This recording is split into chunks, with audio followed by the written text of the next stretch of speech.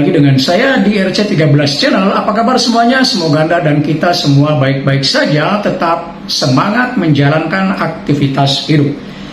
Teman-teman sekalian, kembali di video kali ini saya menjadikan The Current Issue Corner atau pojok isu-isu terkini. Dan untuk isu kali ini saya akan membahas tentang fenomena masuknya anak-anak pejabat atau anak-anak elit politik yang masuk ke dalam dunia politik. Nah, teman-teman sekalian, di dalam literatur ilmu politik ada satu istilah, ini terkait dengan sumber kekuasaan ya. Ada istilah yang disebut dengan referen power, ya, kekuasaan rujukan, referen power atau kekuasaan rujukan. Ada istilah lain misalnya yang berkaitan dengan kekuasaan karena keahlian dan seterusnya ya. Tapi dalam hal ini saya ingin mengatakan atau menjelaskan tentang referen power, kekuasaan rujukan.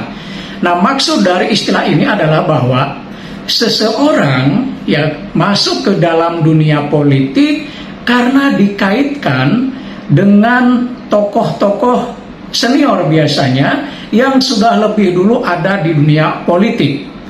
Nah, hubungannya bisa keluarga, bisa orang tua, bisa ayah, ibu, paman, dan seterusnya, atau karena hubungan pertemanan, artinya kolega gitu ya, dekat. Intinya adalah orang yang masuk ke dunia politik itu dikaitkan dengan tokoh-tokoh senior yang lebih dulu masuk. Ya. Katakanlah kalau sekarang kasus yang lagi ramai dibicarakan ya tentang Kaisang yang ingin masuk ke dunia politik. Orang pasti mengaitkan dengan Presiden Joko Widodo. Ya, sebelumnya Gibran juga dulu ketika masuk ya, kemudian juga menantunya ya Bobi Nasution dikaitkan dengan Pak Jokowi. Tentu ada banyak juga contoh-contoh yang lain ya, tidak harus presiden, elit-elit partai yang lain misalnya Puan Maharani, orang pasti akan mengaitkan dengan Megawati. Megawati sendiri dulu pada saat masuk ke dunia politik pasti dikaitkan dengan ayahnya Soekarno. Ya. Anak-anak Pak Amin Rais ketika masuk ke dunia politik, ya nyalon ya calon anggota legislatif, orang pasti mengaitkan dengan Amin Rais karena udah lebih dulu terjun di dunia politik. Demikian pula misalnya anak Agung Laksono ya juga di Golkar itu pasti dikaitkan dengan orang tuanya, Agung Laksononya ya, Dev Laksono yang maksud saya. Kemudian juga saya kira banyak kasus-kasus seperti itu, di mana anak yang masuk ke politik dikaitkan dengan tokoh-tokoh yang sudah lebih dulu karena punya hubungan. Tentu kasus ini bukan hanya khas Indonesia, di negara-negara yang lain pun juga hal seperti itu jamak terjadi, bahkan di Amerika Serikat. Ya.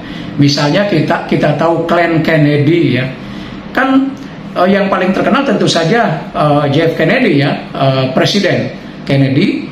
Dan setelah itu ya banyak sekali orang-orang yang dengan klan Kennedy masuk ke dalam dunia politik ya, misalnya di legislatif atau di senat itu ya. Nah, George Bush sendiri kan, George Bush junior yang jadi presiden kan, orang pasti akan mengaitkan dengan ayahnya George Bush senior ya, yang sebelumnya adalah presiden, dan George Bush akhirnya kemudian jadi presiden. Hillary Clinton juga selalu dikaitkan dengan Bill Clinton suaminya. Nah, inilah yang disebut dengan referen power, kekuasaan rujukan. Nah, dalam dunia politik hal seperti itu ya lazim terjadi, biasa terjadi. Nah, pertanyaannya adalah apakah ini bisa bertentangan dengan etika politik? Kan orang kemudian banyak bertanya, khususnya ketika yang paling anyar ya, Kaisang berniat masuk ke dalam dunia politik. Apakah Kaisang masuk ke dalam dunia politik, kemudian orang mengaitkan dengan Presiden Joko Widodo, kemudian itu dianggap bertentangan dengan etika politik? Nah, menurut saya jawabannya bergantung ya. Artinya tidak bisa kita katakan seseorang masuk karena ayahnya pejabat lalu bertentangan dengan etika politik. Tergantung bagaimana kemudian treatment yang dilakukannya. Kalau misalnya kemudian anak itu memanfaatkan semua fasilitas dan lain sebagainya demi kepentingan politiknya, maka tentu itu adalah bertentangan ya. Tetapi kalau tidak, ya tidak. Artinya gini, maksud saya begini, ketika seorang anak pejabat politik, presiden atau ketua DPR atau ketua partai masuk ke dalam dunia politik, memang ada keuntungan dibandingkan dengan yang lain. Tapi itu sulit dicegah ya. Keuntungannya pasti dia lebih dikenal oleh masyarakat dibandingkan yang lain. Ya karena orang sudah mengenal keluarganya, ayahnya atau ibunya, suaminya gitu ya. Orang udah pasti mengenal. Tapi itu hanya modal awal gitu, hanya modal awal. Nah, kesananya juga bergantung kepada bagaimana performa dia gitu. Bagaimana penampilan dia di dalam usahanya untuk masuk ke dalam dunia politik. Apa yang akan dia andalkan untuk kepentingan politiknya? Apakah hanya bergantung kepada nama besar orang tuanya? Nah, kalau hanya seperti itu ya pantas kita katakan itu bertentangan dengan etika politik. Tapi kalau dia misalnya punya kemampuan, dalam gagasan dia misalnya bagus, ya, ekspresi, artikulasi gagasan, cara dia berkomunikasi di publik juga bagus, ya.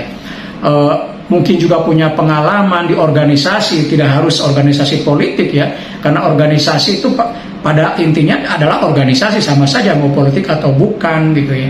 Dan relasi, kebiasaan untuk melakukan lobby dan seterusnya, itu kan ada kemampuan-kemampuan politik, dia bagus ya, saya kira itu tidak masalah gitu. Nah, kemudian yang perlu dilakukan adalah artinya supaya si anak yang terjun ke dalam politik ini tidak bergantung atau tidak akan hanya memanfaatkan popularitas atau nama besar sang ayah atau sang ibu, suami dan seterusnya, maka yang akan berlaku di sini atau yang akan menentukan di sini adalah publik, masyarakat. Masyarakatlah yang akan melihat, karena masyarakat kan yang punya hak suara, yang akan memilih. Maka disinilah perlunya menjadi pemilih yang cerdas ya, pemilih yang rasional. Nah, mereka lah yang akan menyeleksi. Jadi pemilih-pemilih cerdas inilah nanti yang akan menyeleksi apakah anak pejabat itu layak atau tidak dia masuk ke dunia politik. Karena itu ya kita semua harus jadi pemilih yang cerdas. Jadi, karena menghalangi mereka secara undang-undang kan nggak bisa, melarang anaknya ikut ke politik kan tidak bisa, secara undang-undang tidak ada yang melarang. Maka cara yang elegan adalah menjadikan pemilih-pemilih yang cerdas, ya, pemilih-pemilih yang kritis. Bagaimana pemilih yang kritis itu? Indikatornya adalah ketika memilih seorang calon, entah dia eksekutif atau legislatif, maka pilihlah berdasarkan kepada kemampuan sang calon. Yang kedua, kita berusaha untuk tahu, kita maksud sebagai pemilih ya, berusaha untuk mencari tahu tentang si tokoh ini, si anak ini. Rekam jejaknya kita telusuri, prestasinya kita lihat, apakah layak atau tidak ketika masuk ke dunia politik, gitu ya. Nah, itu yang harus kita lakukan. Jadi pemilih inilah yang akan menentukan seseorang, kalau meskipun dia anak seorang pejabat berpengaruh, layak atau tidaknya masuk ke dalam dunia politik mengikuti jejak sang ayah atau sang ibu, sang suami dan seterusnya. Nah, maka PR kita sebagai pemilih di Indonesia adalah yang menjadi pemilih yang cerdas, menjadi pemilih yang kritis gitu ya. Nah, itu saya kira yang akan bisa menyeleksi bagaimana anak-anak dari para tokoh politik ketika mereka memutuskan untuk terjun ke dunia politik praktis. Demikian dari saya, mudah-mudahan ada manfaatnya. Sampai bertemu kembali di video berikutnya, tetap semangat.